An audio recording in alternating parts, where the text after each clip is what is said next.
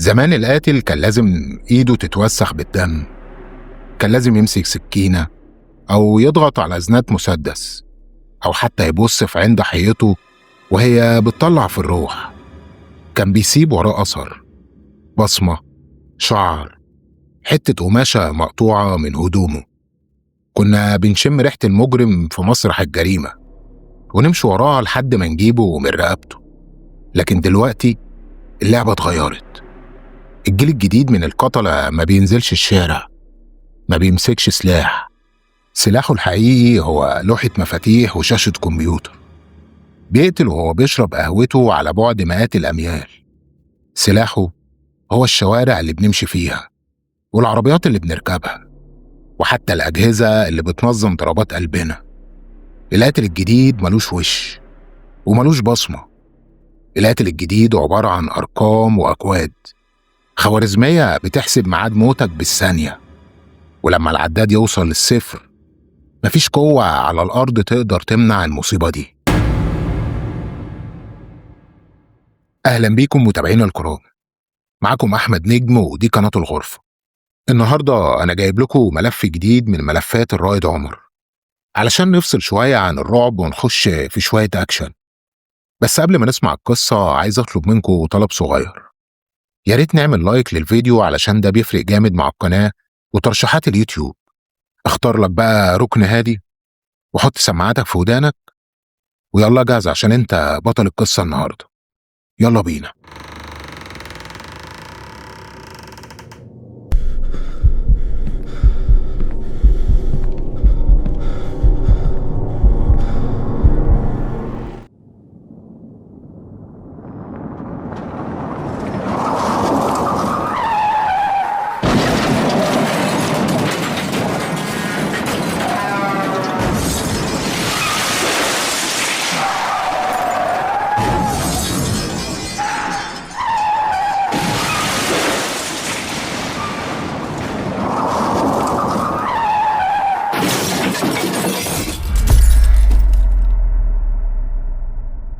الساعة كانت 2 الظهر، تقاطع رئيسي في وسط البلد. الحادثة كانت بشعة. عربية نقل تقيل دخلت في عربية ملاكي وفرمتها. الشاب اللي كان سايق الملاكي مات في لحظتها. التقارير الأولية كلها بتقول قضاء وقدر. سواق النقل فقد السيطرة على الفرامل، وإشارة المرور كانت خضراء للناحيتين في نفس الوقت بسبب عطل فني في اللوحة الرئيسية للمرور. صدفة سيئة جدا، صح؟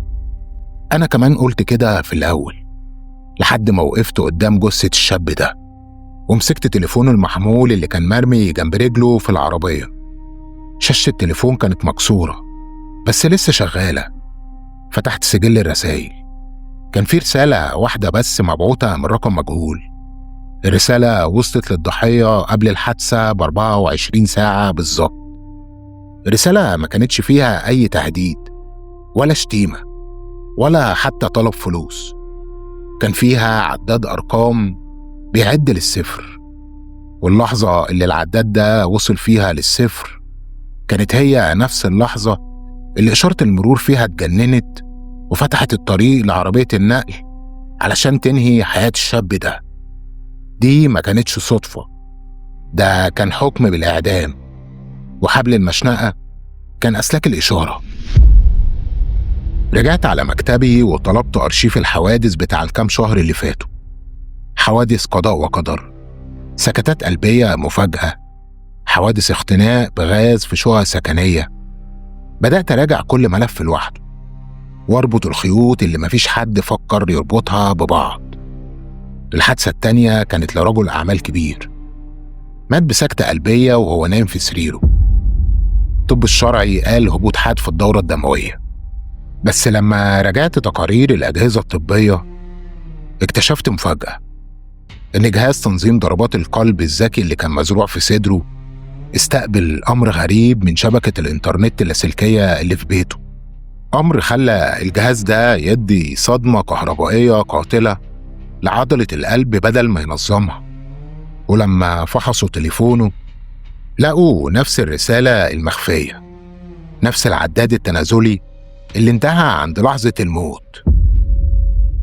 الحادثة التالتة كانت لمهندس في شركة كبيرة، لقوه ميت مخنوق جوه أسانسير الشركة بعد ما الأسانسير عطل بين دورين، ونظام التهوية وقف تماما، بل بالعكس النظام بدأ يسحب الأكسجين من الكابينة، ونفس العداد التنازلي كان موجود على ساعته الذكية.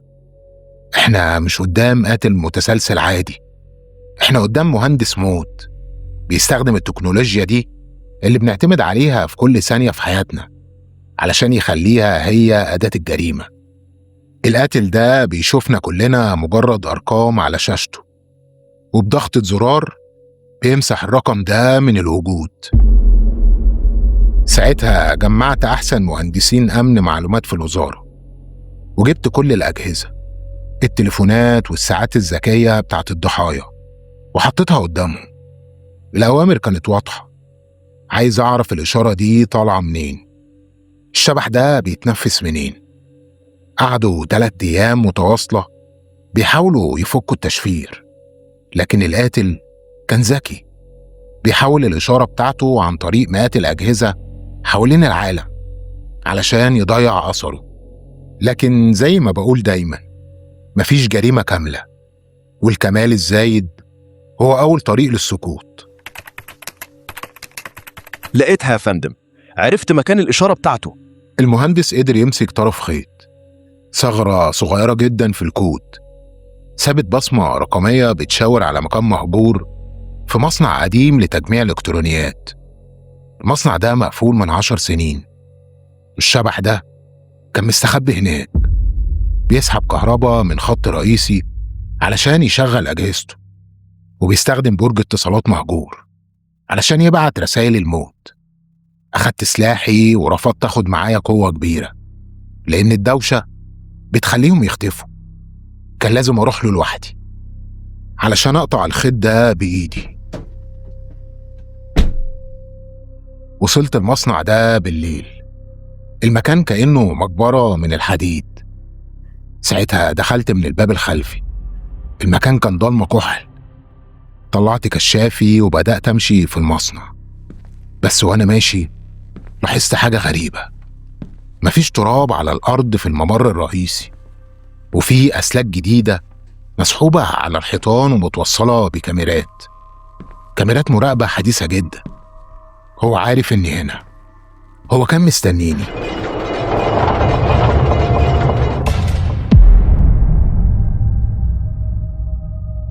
الأبواب كلها نزلت واتقفلت، المصنع اتحول لمصيدة ضخمة، وفجأة سمعت الصوت: شرفت عريني يا حضرة الرائد، ما تخيلتش إن في عقل بشري هيقدر يوصل هنا بالسرعة دي.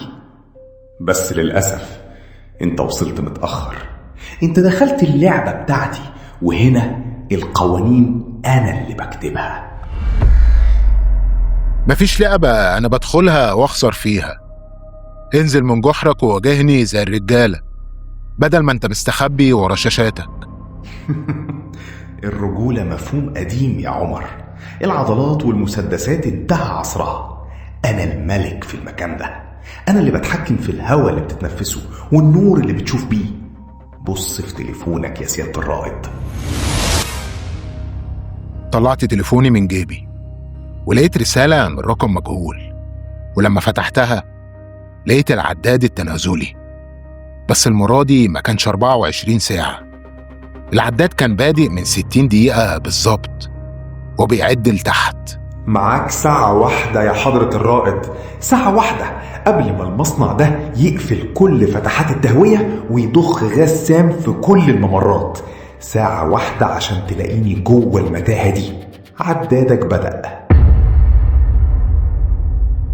ابتديت أجري في المصنع علشان أوصل له، بس المصنع كبير جدا، عبارة عن أدوار تحت الأرض ومتاهة من الغرف المقفولة. التكنولوجيا اللي هو زارعها في المكان مرعبة، كل ما أقرب من باب يقفله، وكل ما أمشي في ممر يطفي النور بتاعه ويشغل مراوح الطرد علشان يصعب عليا الحركة. هو بيراقب كل خطوة باخدها من الكاميرات وبيلعب بيا. الوقت ابتدى يطير، نص ساعة عدت وأنا مش عارف أوصله. الهواء بدأ يقل في المكان وفي ريحة غاز بدأت تظهر في المكان.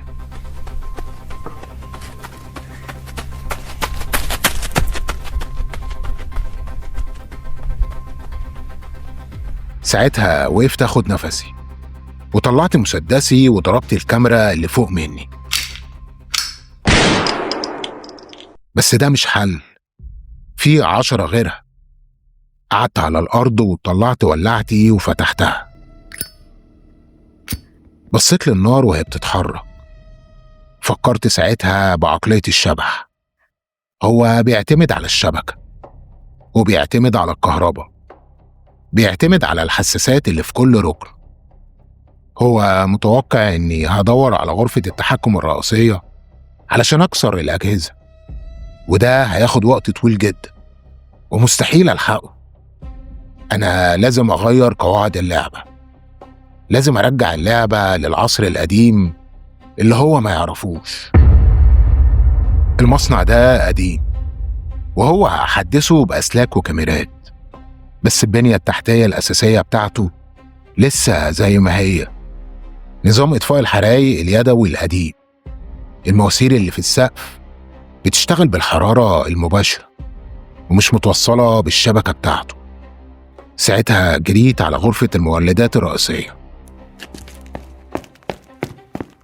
المكان اللي طالع منه كل كابلات الكهرباء اللي بتغذي الذكاء الاصطناعي. لازم أعمل له مفاجأة غير متوقعة. انت بتعمل ايه يا غبي؟ انت هتفجر المكان بيك وبيا.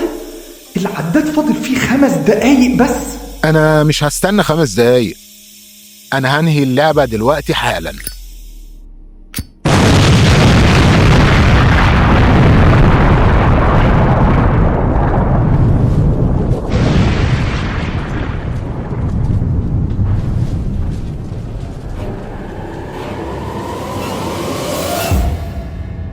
الشبكة كلها وقعت والكاميرات اتعمت والأبواب الإلكترونية اللي كان عاملها فقدت طاقتها وفتحت كلها. الشبح الإلكتروني بقى مجرد إنسان محبوس في الضلمة زيه، بس الفرق إن أنا متعود على الضلمة وبشوف فيها أحسن منه. وصلت ودخلت الأوضة اللي كان مستخبي فيها، أوضة مليانة شاشات مطفية وأسلاك محروقة، وفي الزاوية كان قاعد مش وحش ولا شبح مخيف، ده شاب صغير وشه كان مصدوم وبيترعش من الخوف وعمال يضرب على لوحة المفاتيح بتاعة جهازه اللي فصل، كأنه بيحاول يصحيه من جديد. التكنولوجيا اللي كان مستخبي وراها خذلته، ولما الشاشات انطفت رجع لمجرد عيل خايف من المواجهة الحقيقية. العداد بتاعك صفر يا باشمهندس، اللعبة خلصت، ودلوقتي هتعرف إن الحساب في العالم الحقيقي مفيش فيه زراير إعادة تشغيل. المدينة مليانة أسلاك وكل سلك ممكن يكون فخ. إحنا عايشين في عالم ربطنا نفسنا فيه بشاشات، ونسينا إن كل ما التكنولوجيا دي زادت كل ما بقينا أضعف قدام اللي بيتحكم فيها. إحنا قبضنا على الشبح وقفلنا قضيته والعدادات كلها وقفت، بس طول ما في كيبورد وشاشة وإنترنت دايما هيكون في خوارزمية قاتلة بتتكتب في مكان ضلمة وبتدور على الضحية الجاية. وعشان كده أنا دايما صاحي. وبس كده انتهت قصتنا النهاردة. ولو عجبتكم القصة ما تنسوش تعملوا لايك وتشتركوا في القناة وتفعلوا زر الجرس علشان يوصلكوا كل جديد. تصبحوا على خير واشوفكم في القصة اللي جاية.